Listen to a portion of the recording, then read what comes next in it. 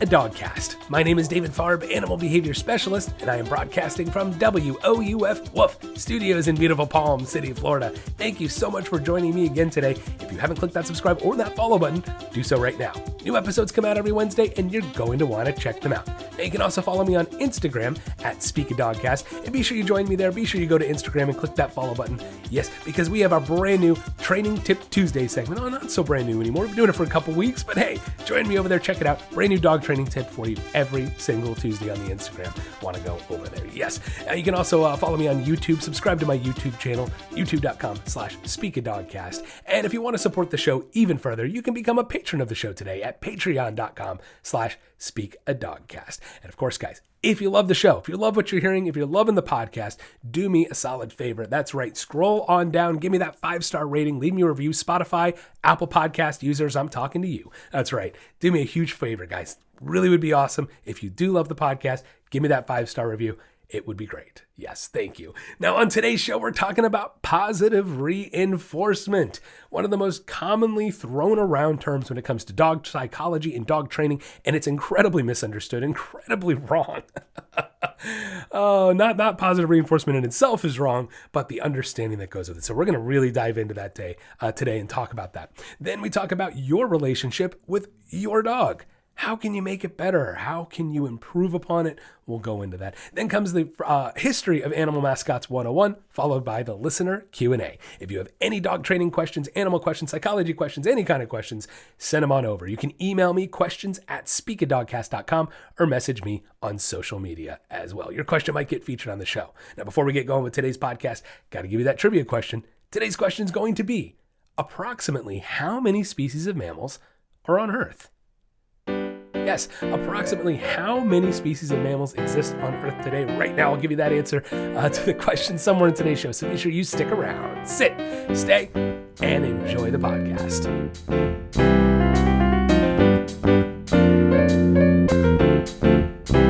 Next on Speak a Dogcast, positive reinforcement. Might just be the term that you hear the most when it comes to dog training, animal training, psychology, positive reinforcement. I'm a positive reinforcement only trainer. I only use positive reinforcement methods. The reason I'm saying that, guys, is because that's a completely boldly false statement. When anybody ever says they use only positive reinforcement methods, all it says to me is you don't have an understanding of psychology and you're proving it through that sentence. And I'm gonna back this up. I will gladly back this up for any of you naysayers because I have the evidence and the scientific proof too. So we're gonna get into that. But this has become a very big pet peeve of mine, guys. Very big, because everywhere you go now, positive reinforcement, like it's this magical phrase that's going to fix all your problems. I'm in Petco the other day. Over the loudspeaker, our trainers only use positive reinforcement training methods. And I just want to scream I want to jump on the counter and go, no, you don't. I just start screaming it. No, you don't, Petco. You don't even know what you're saying. You're saying false. Hey, this is the frustration. Guys, you can hear the frustration in my voice. The reason why is because when on the whole, everybody's putting out such crappy information, and not only crappy, completely 100% incorrect, wrong information, it makes me look like a fool, doesn't it? When the whole, in society as a whole, is saying positive reinforcement is all about happy, fun things. And that's a false statement. And I'm going over here going, that's not true. Everybody's going, you're an idiot. Everybody else said, Petco said it over their loudspeaker, David. It must be true. It's incredible in 2024 what companies, corporations, advertising, marketing, what kind of absolute BS, lying, horrible tactics they all use. Even when it comes to your pets, guys, you heard me correctly. I mean, how many treats can kill your pets and we still are selling them on the shelves? You know what I mean? They don't have your best interest at heart, even if it's it's Joe. He's the nice trainer at Petco. Well, that's great. But Joe's been taught by a handbook that's wrong. So, that's, so what? It's got the Petco name slapped on it, David. Well, that makes me want to run for the hills. I mean, no offense to Petco, but I don't really like corporate in training. There's a reason I never took a job working for, Petco, PetSmart, that kind of stuff. Just being honest. That's just my opinion, my whatever you want to call it. So let's stop complaining about them and let's talk about positive reinforcement. First thing today, guys, the very first thing we have to say, the very, very first thing, take anything you think you know about positive reinforcement and psychology and throw it out the window. Get rid of it, stomp on it, crush it. I don't care. Put it out of your brain. Unless you have a background in psychology, unless you have a true understanding of not only positive and negative reinforcement, but positive and negative punishment. We're going to get it. We're going to mostly focus on the positive reinforcement today, but we have to use science to back it up, and you got to see all the intricacies of it. Okay, so if you just positive reinforcement, anything you think you know, throw it away. Forget it. Doesn't exist. Doesn't happen. It's not there. You don't know what positive reinforcement. What's positive reinforcement, Dave? I've never heard such a term before. Perfect. Now we're on the right page. Whew. Okay. I'm going to try to put this as simply as I possibly can. And I know this is very hard for some of us because our brains are wired differently. And I get it. It's hard for me to understand certain things in other ways and vice versa. So, and look, I'll be honest, even this positive and negative stuff, it took me a little while and really understanding this truly. So, positive in the science world does not mean good. Positive in the science world does not mean good feelings, happiness, reward even. It doesn't even mean reward. And you can think if it doesn't mean reward, it doesn't mean happiness. Well, then what does it mean, right? What does positive mean? Well, let's think. We're talking about science class. Science is math, science, right? We have math and science, and then we have English and philosophy and blah, blah, blah, blah, blah. But we have science over here. Math class, hardcore, just evidence-based, fact-based stuff. And when we talk about math class, and we're talking about positives and negatives, I'm going to ask you guys, and I mean, seriously, think about this. When you're sitting in math and your teacher's going, you need to use a negative here, you need to use a positive. Are you thinking, I feel so bad for those numbers because it's so negative. I wish all the negatives could just be positive, and then they'd all be happy. Are you thinking that? Hell no, because that doesn't even make any sense. There is no emotional connotation and attachment to numbers. They're very factual. There's no emotions with them. And so when we talk about psychology, it's going to be no different, guys. No different. You might as well think of positive meaning adding something, because guess what? That's what it means. Positive in psychology, positive reinforcement, guys. You ready for the definition? Because there's not going to be anything happy or reward or amazing about it. You ready? The positive definition of positive reinforcement is the addition of a stimulus in order to increase a targeted behavior. The addition of a stimulus in order to increase a targeted behavior. So we're adding a stimulus, we're adding something to the situation in an attempt to increase the behavior we're seeing. David, that's not a treat. You're right. It's not a treat because the definition of positive reinforcement is not a treat. I just told you what it was. The addition of a stimulus to increase a targeted behavior. Okay. So stick with me here. I know, what does that mean? Stick with me. I'm going to show you. Here's the thing. So we said we have positive reinforcement, right? Positive reinforcement. Wouldn't that kind of automatically tell me then that there's also negative reinforcement? And everybody goes, yeah, I've heard of negative reinforcement. It's a correction. Wrong answer. I know, I'm just being blunt and truthful today, but it's getting your attention, and it's right. You get what I'm saying here. You follow this, right? So positive reinforcement, right? We said that's the addition of a stimulus to increase a targeted behavior. So what's negative reinforcement going to be? And I can hear it. Everybody's going, that means decrease. No, it doesn't. It means remove. And if positive reinforcement is the addition of a stimulus to increase a targeted behavior, then guess what negative reinforcement is going to be? The removal of a stimulus in order to increase a targeted behavior. Simply put, we use both positive and negative reinforcement to increase behavior. Yeah, because, and here's why, right? It has the word reinforcement on it. And if it has the word reinforcement on it, that automatically tells me we're increasing behavior. That's what reinforcement does. Reinforcement increases the likelihood that an animal is going to want to repeat that behavior. So it doesn't matter whether it's positive or negative reinforcement, because why? There's no emotional attachment to this. Doesn't mean anything emotional, right? No, instead, positive going to mean adding something, negative is going to be removing something. So we're adding a stimulus, removing a stimulus, adding a stimulus, removing a stimulus in an attempt to increase that targeted behavior that we're working on. So stick with me here. And my collar's not here, but that's okay. Not a big deal. Well, actually, no, he doesn't have his collar on. Well, darn. Okay, that's not a big deal. Not the end of the world. I had a collar here to show you a little bit, but look, it's pretty basic, guys. If I have some kind of constricting collar, like a martingale collar that I like to use, those of you not familiar with the martingale collar, maybe you're familiar with a slip leash, right? A slip leash, it just kind of slips, it's like a loop in the leash slides through the hole and slips closed and shut. Look at me terrible not being prepared having my collar here, but that's okay. For those of you watching on my YouTube channel. And basically, what's going to happen is, think about it this way. If we have a dog that's pulling us and we're on leash and they like to pull us and we want to stop that pulling. Instead, we want to reinforce them not pulling. We want to reinforce behaviors that get us not pulling. Does that make sense? Now, we're going to add something to this little conversation before we move further. We haven't talked about punishment yet because everybody knows what punishment is. We all think it's a bad word, but it's not. Punishment is what we use to decrease behavior, right? I just said a minute ago, positive and negative reinforcement are used to increase behavior. So therefore, punishment is how we decrease behavior. Does that make sense? Reinforcement increases behavior, punishment decreases behavior. All right? So if I have a dog that's pulling, I need to decrease the pulling. How do I decrease the pulling? Well, we apply a punishment in order to decrease that behavior, right? I just said that. Makes sense. Cool. Connect the dots. That punishment in this moment will be a small correction with the slip collar, the martingale collar, whatever collar we have on. It's going to be a small correction.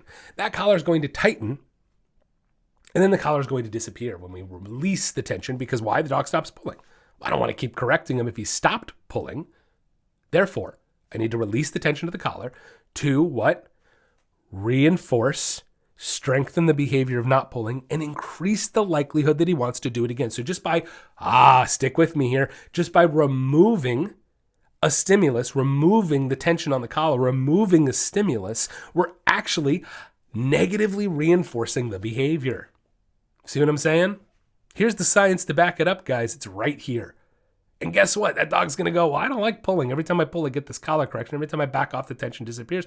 I don't want to do that anymore. Guess what we have now? We now have a desired behavior that we can strengthen. How do I strengthen a desired behavior that's happening in that moment? Well, let's see. I reinforce it. Well, which reinforcement can I use? I just did negative reinforcement. I removed. So if I want to strengthen this behavior even more, I need to add something like a treat or a good boy or a pet or give the dog a tennis ball if that's what they like. Okay, we have to find, and motivation plays a role in reinforcement, and we'll talk about this in a second. But guys, that's positive reinforcement. Did you see how long in that example it took for me to get to positive reinforcement? To be able to have a behavior to even reinforce? We had to go through punishment to decrease the behavior we don't like. We had to remove the punishment to negatively reinforce the behavior we do like. And then in order to keep that behavior going that we do like, we have to reinforce it more by positively reinforcing the behavior.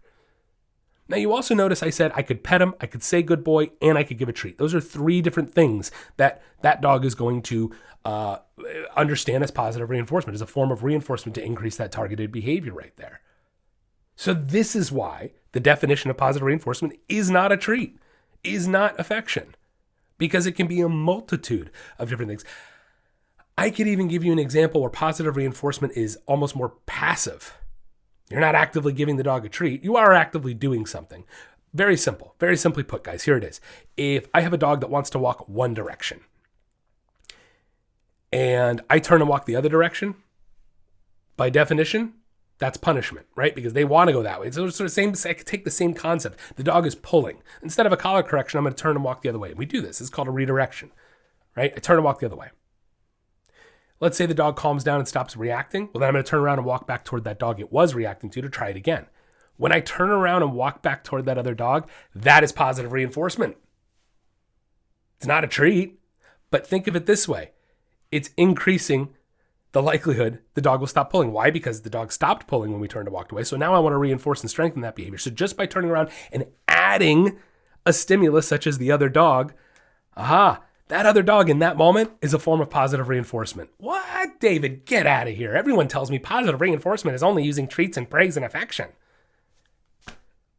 Don't take my word for it, guys. Go do your own research. This is not something I've made up. This is not my opinion. This is not, if I made this stuff up, I would not be on this podcast right now. I'd be sitting on a yacht as a billionaire retired. You know what I mean? Like, this stuff was decided a long time ago. People figured these things out a while ago. This is not my opinion. This is science. And those who choose to follow the science get the results. Those who choose to ignore the science and go, well, this positive reinforcement trainer told me not to use that collar and only use harnesses and only use this and only use that. We didn't have harnesses for thousands of years, guys, and somehow we trained dogs. We didn't have the boutique-y, bougie dog treats only made at this one particular local store, the fresh oven baked, that only my dog will only eat those. You know how many times I hear this BS? It's all a bunch of crap, guys.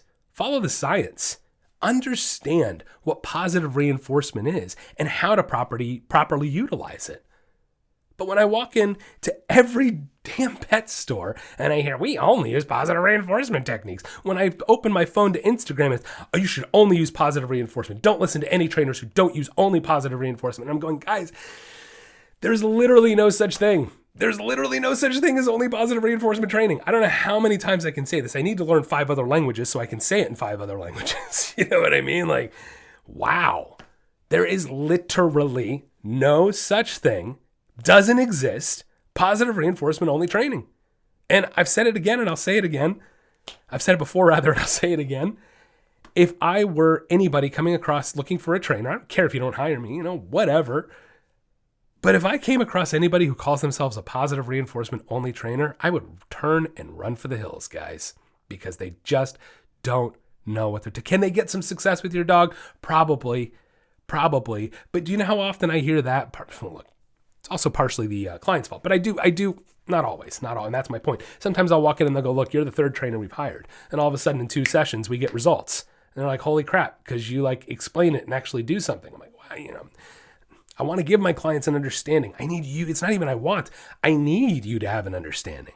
Because without that understanding, you're not going to get the results. You're going to just be waving a treat in front of your dog's face thinking you're supposed to use positive reinforcement only. And in reality, all you're doing is bribing your dog. You're not shaping behaviors. You're not decreasing and punishing behaviors you don't like. You're not really reinforcing behaviors you do like. And you're going to find yourself running in circles. Why? Because you're not actually training your dog. You're not actually training your dog if you don't know what the hell you're doing. It's that simple. So positive reinforcement has become one of my pet peeve terms. Really, I used to love, I still like the term punishment simply because it's so misunderstood. And again, I could say the same thing really quick in a nutshell. I could say the same example about using punishment. Punishment doesn't have to be anything active. As a matter of fact, that scenario I gave you with turning and walking away, we used punishment. You know what the punishment was? Turning and walking away. That's a form of punishment, believe it or not. Did it like in my example? Did the behavior decrease? Guess what? By definition, it's a punishment. All right. So I implore you to do your own research. I implore you to understand these concepts, understand the terminology, understand the definitions, and quite frankly, just what the hell they mean. It's a lot. It can be a little tricky, but once you get it, this little light bulb goes off over your head and you can't turn the light switch off. I love clients that I have turned the light switch on for. They love and hate me. They love me because they see it. They fix the behaviors with the dogs. They hate me because they go, David, I can't turn it off now.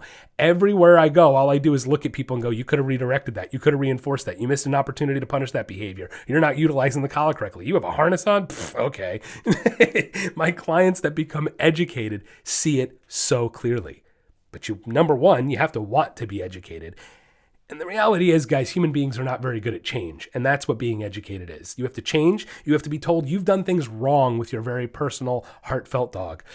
Tough, right? And then you have to learn and implement these things. And that's 3 very tough things to ask of a human being. Unfortunately, it is.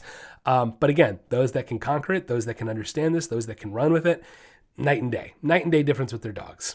So I hope you guys understand positive reinforcement a little better now. I hope that information can empower you to understand and utilize this terminology and all these training tools better. Don't be fooled by positive reinforcement only training, because again, guys, no such thing. Do your own research, do your own reading, and you'll have a better understanding of psychology and the very misunderstood positive reinforcement.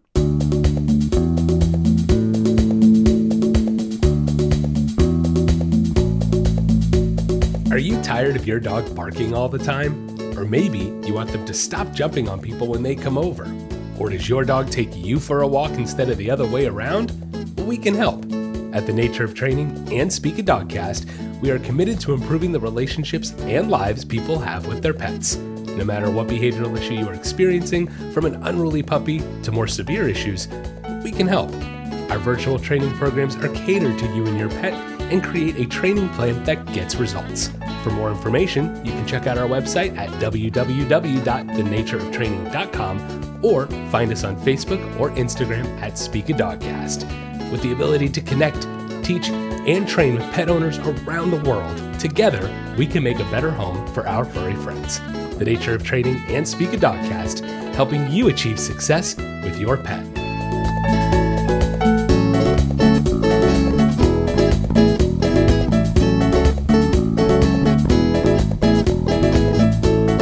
Next on Speak a Dogcast, your relationship with your dog. I don't like to get too emotional, too sappy. No, but you have to have a good relationship with your dog. You know, that trust, that bond, that's what allows you to train your dog in a cohesive way. But in order to gain that bond, gain that trust, there's a lot that goes into it, and it's not just love and affection. You know, everybody likes to think we can rescue dogs, we can raise dogs, give them food, a comfortable bed, give them tons of affection, make them so happy, and that's enough. That should be enough to create a well-balanced dog, and it's just not the case. It's just not the case. And look, human beings are the same darn way, and I don't want to get into the parenting crap too much. I'd probably do that too often on a dog podcast, but I think there's a lot of things in society and a lot of problems today that really relate back to parenting and this over-coddling and this helicopter parenting mentality and this not letting kids fail and all the different, not letting kids scrape their knees, not encouraging them to go outside and use their imagination and be creative and all the kinds of things. And technology is playing a role too. And parents there's just no discipline anymore. And if you think about it, that's what going outside and falling and skinning your knee is. It's a form of discipline. It teaches you to not be a fool and fall down and skin your knee again. And, you know, it makes me happy to see that there's a few other trainers out there I've noticed on Instagram that tend to agree with me on this. And not only agree with me, they know it's the truth. You know, forget the agreeing part. Experience, knowledge, understanding. That's what gets you to truly understand what a dog is, what nature is. And you know, guys, nature's not friendly. Mother Nature is downright nasty. And people just don't like to...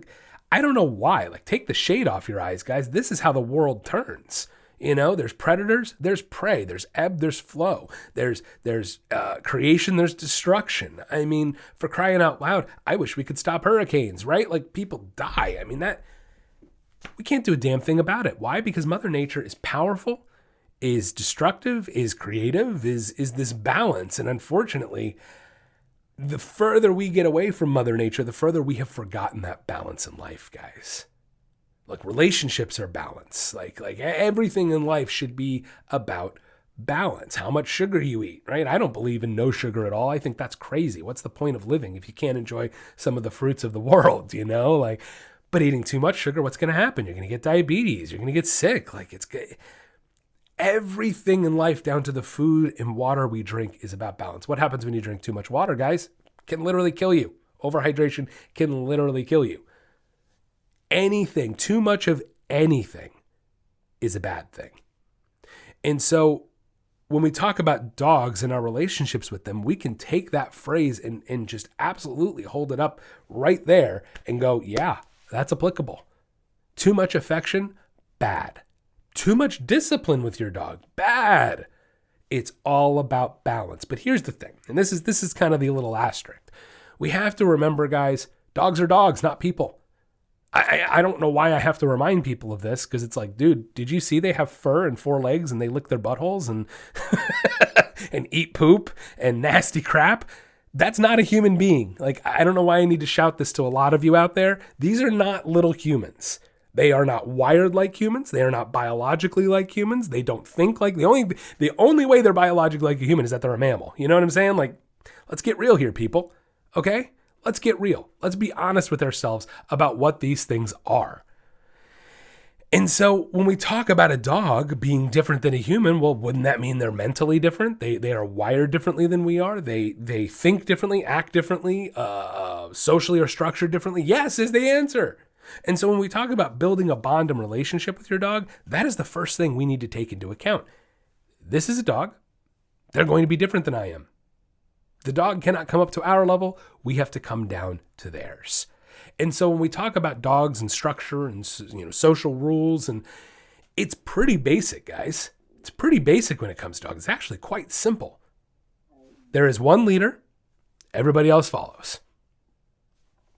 Pretty simple, right? Like one leader, everybody else. Okay, cool. Human beings are not simple enough for that. we are much too complicated of a creature. Our brains are just too in depth, too much emotions, too much all that stuff to blindly follow like that. We can in certain circumstances and situations, but as a society as a whole, it's not the way we're hardwired, right? Okay.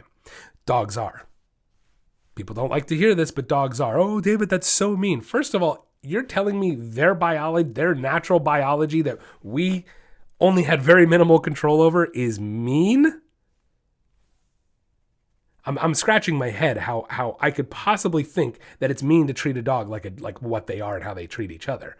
That's mean, guys.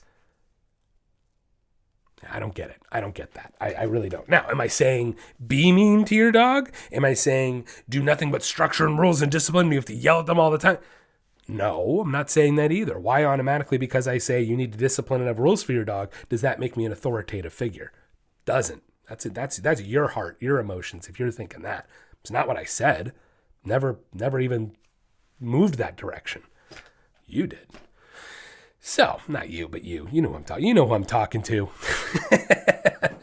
So when we talk about building a relationship with our dogs, with your dog, well, guys, you have to come at it from a dog's perspective. We have to come down to their level. They're sure as heck not coming up to ours. You know, like, come on, let's put on our thinking caps and look at the reality of the situation. And so when it comes to dogs, like I said, one leader, everybody else follows. And the cool thing is, as human beings, we can create that human beings are the leader and you follow. You want your dog to come back to you almost every single time. And I say almost. Dogs are not perfect. They're not going to be 100%. And speaking of, I can't stand people that call me out when my dogs are not 100% perfect. It makes me so angry. I get really, actually legitimately screw you, dude. Really? You want my dogs to be 100% because I train for a living? I say it over and over on this podcast. No dog is going to be 100% ever. It's not going to happen, guys. And if you think you are, you're delusional and you're going to have a huge breakdown with your training with your dog at some point. Just being honest. If your dog has been just perfect, just wait. There's a breakdown coming. Because why? Dogs are animals. They're not robots. They're not meant to be perfect. And so when my dog has one step out of line, I have a handful of clients that love to try to, oh, your dog's not doing it. And it's like, are you serious? Yeah, and this is my dog at their worst. You want to go? You want to compare apples and oranges here? Because we can do that. My dog on its worst day is your dog on a non-existent best day. I'm sorry. I don't want to throw it in their face, but there's a point where I go, enough. Enough. The relationship I have with my dogs, probably better than yours. So, okay. I don't need to throw it in there. But when people keep coming at you, there's a point where it's all right, enough. Thanks for calling out my dog being not perfect because he didn't sit the first time I asked him to sit out of 20 sits. He sat the other 19 times the first time, but one time he didn't sit the first time because he was a little zoned in, and then I just redirected and he went right down. But that's, your dog didn't listen the first time.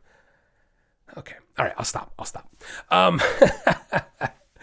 Guys, relationships with your dog are they always start with understanding what a dog is and treating a dog like a dog.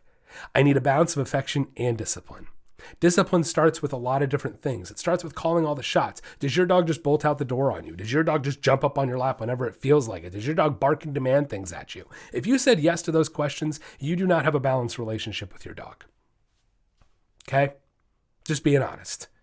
Do you walk your dog daily? Do you exercise them? Do you create control on the walk? Do you create focus? Do you start giving discipline, rules, and boundaries on something as basic as a walk? The answer is no. You don't have a balanced relationship with your dog. Guys, dogs are meant to be told what to do in the nicest way possible. You know what I mean? You don't have to be a jerk about it. But when I tell my dogs, you need to come here now, it might be a matter of safety. So I need them to listen. And they know to listen.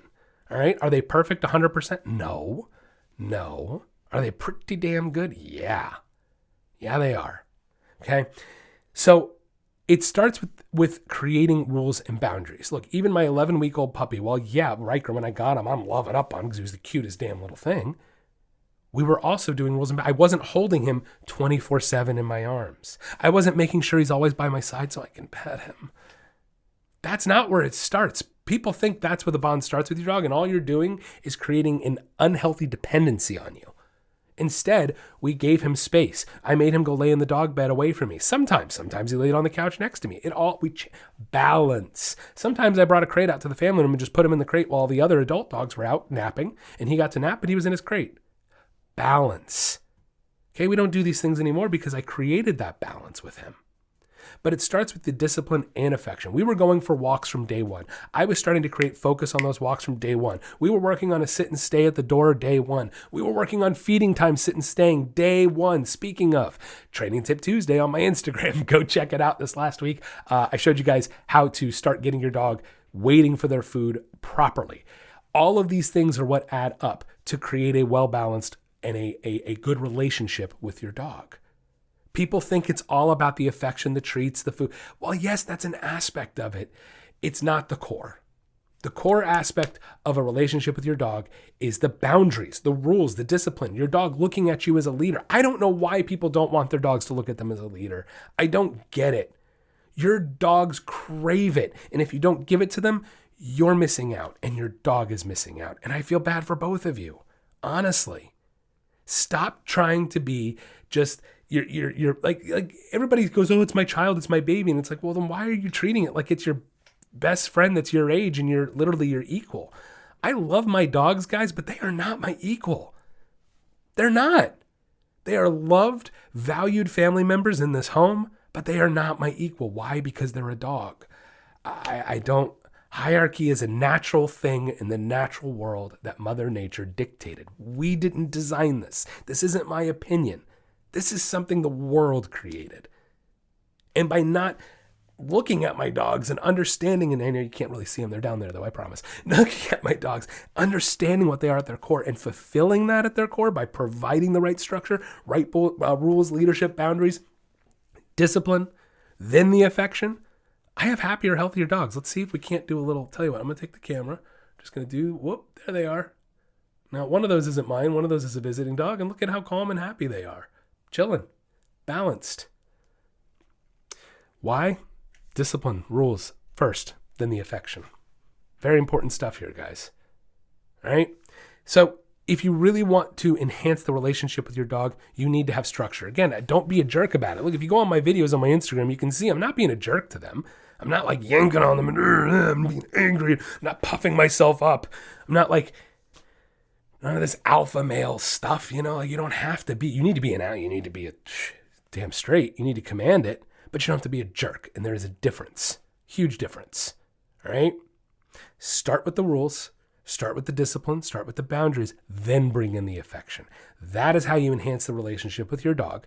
And that is how you take a leadership role with your dog, which is what you should be doing. Too much of anything, guys, too much of anything can be a bad thing. Too much affection, too much discipline. It's all about balance.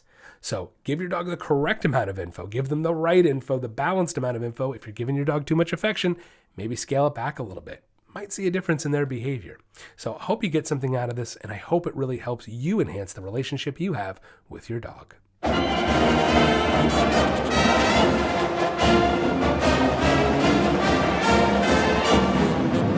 Next on Speaking Dogcast, it's the History of Animal Mascots 101.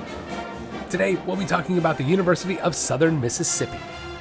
Originally founded in 1910 as the Mississippi Normal College, then changed names in 1924 to the State Teachers College, then again in 1936 to Mississippi State Teachers College, then again in 1940 to Mississippi Southern College, and finally one more time in 1963 to the University of Southern Mississippi.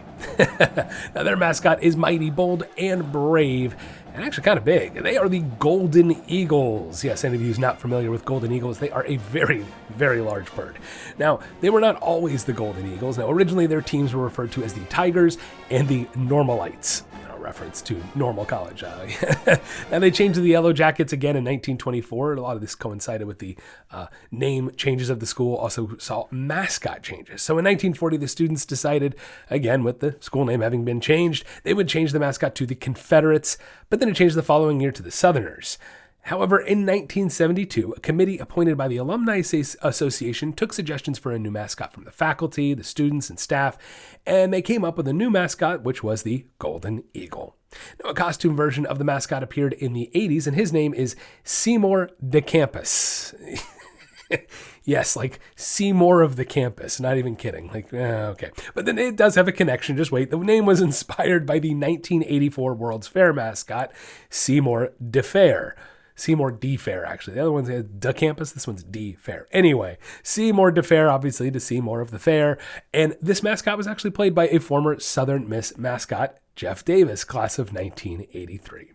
So there's the connection. Now Seymour's competed in mascot competitions with the cheerleaders since the year 2000, and he was also chosen to be one of the members of the Capital One All-American mascot team. The answer to today's trivia question, approximately how many species of mammals are on Earth? It's around 5,000.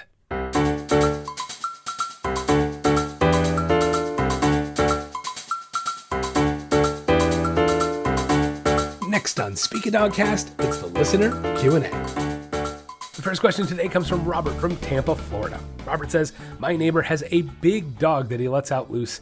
I have an 8-pound Chihuahua and I'm worried his dog will hurt mine. The neighbor has little control over the dog and, well, I don't want to make an enemy of my neighbor, but I can't let this dog hurt mine. What should I do? Robert, fantastic question. I know a few people that are dealing with this right now. I mean, really, it stinks. It puts you in such a bad position because you don't want your dog getting hurt. You don't want to tick off your neighbor. At the same time, the good thing is, Robert, you're in Tampa, so I can tell you right now, I know what the leash laws in Florida are, and your neighbor depends. This depends, right? If his dog is ever leaving his yard, his property at any point, the second that dog crosses the property line and it's off leash, Robert, your neighbor is breaking the law, okay? So the law is on your side in this situation. Dogs are not allowed to be off private property, off leash. It's that simple. The only exception to this rule is going to be a dog park, right? But even then, it's controlled. It's private property, technically. I mean, it's government property, but it's private property. It's fenced. It's controlled. Very big difference. It's not, loose out in public. And that's what we're trying to prevent. That's what the law is trying to prevent, is exactly this type of scenario. It's not safe. It's not okay. And look, the reality is if everybody trained their dogs, if everybody did what they were supposed to, right? Just like in most cases and everything in life, if everybody just did what they should, we wouldn't need leash laws. But the reality is the leash laws are there because of people like your neighbor, Robert. It stinks. It's not fair. It's not right. It's not fair to you. It's not fair to your dog. So here's the thing. You can try to go about this nicely. I'm a firm believer in kind of the 3-strike rule kind of thing with my neighbors. I'm just, I had to deal with something similar a few years ago here, where unfortunately 3 strikes, it didn't resolve itself, and I did have to get the police involved. And once I got the police involved, we have yet to have an issue ever again. So, food for thought. You are the one with the empowerment here. That's the point I'm getting to. You have the law on your side. What I would recommend is you need video. You need video and pictures. With cell phones, there's no reason not to have it too. You're going to need evidence of his dog off of his property, off leash and uncontrolled. It's only going to help your case. That's one of the things I didn't have. And luckily my scenario took care of itself, getting law enforcement involved. It's not what I wanted to do. I tried 3 times going, guys, like this is getting ridiculous, so I get it, man. I hear you and I feel your pain. But at the end of the day, if your neighbor's not going to listen, you don't really have another option. You can call animal control. You can call the police. You can call whoever you would like to in your area. I called police and they called animal control, and both ended up getting involved in my scenario, which was fantastic. And again, the nice thing is you have an authority figure going, look, dude, I know the law. This is the law and you're in the wrong. And if this repeats itself, you're going to have to go in front of a judge and explain why your dog keeps getting out. And the long story is if this keeps going on and you get law enforcement involved, as much as it pains me and I don't want this guy to get his dog taken away, they'll take away his dog because he's not providing for, it's not that I want the dog to get taken away or not taken away, but I want the guy to keep his dog safe and keep your dog safe. It's not fair to the dogs. They don't know any better. And so his dog could potentially get run over by a car. I mean, all kinds of bad scenarios happen, guys, when you let your dogs out loose like that. It's just bad news bears. Don't do it.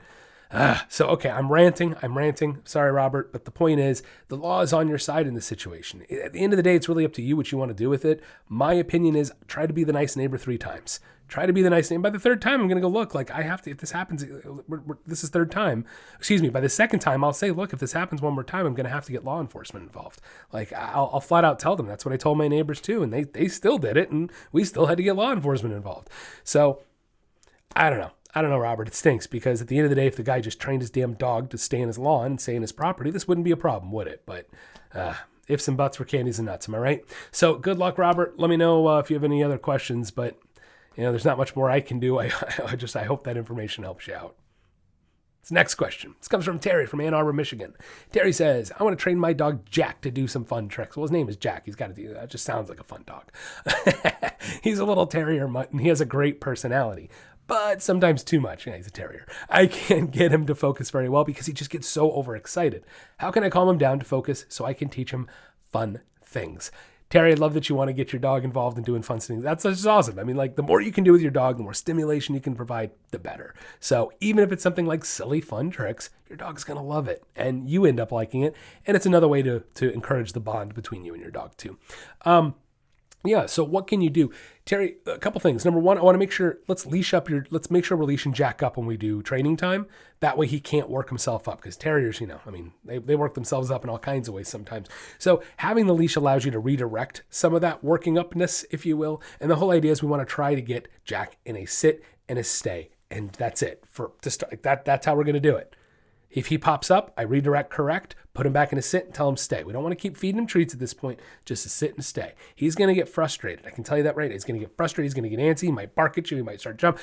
Correct, redirect, sit, stay. Correct, redirect, sit, stay. Correct, redirect, sit, stay. Over and over until he will give in. And at one point, he's just going to go, and I'll probably lie down. Then I give him a treat. Now he's probably going to pop right up and get excited, and we're going to go through it again, but it won't be quite as long this next time. Redirect, sit, stay. Redirect, sit, stay. Redirect, sit, stay. And then he's going to go, and he's going to lie down again. And then you're going to give him a treat again, and he's going to wait a second. That was twice. I laid down and relaxed, and this lady gave me a treat. I'm going to do it again, right? Okay, so what we're trying to reinforce and strengthen in this moment, Terry, is very simplistic. Relaxation gets you something.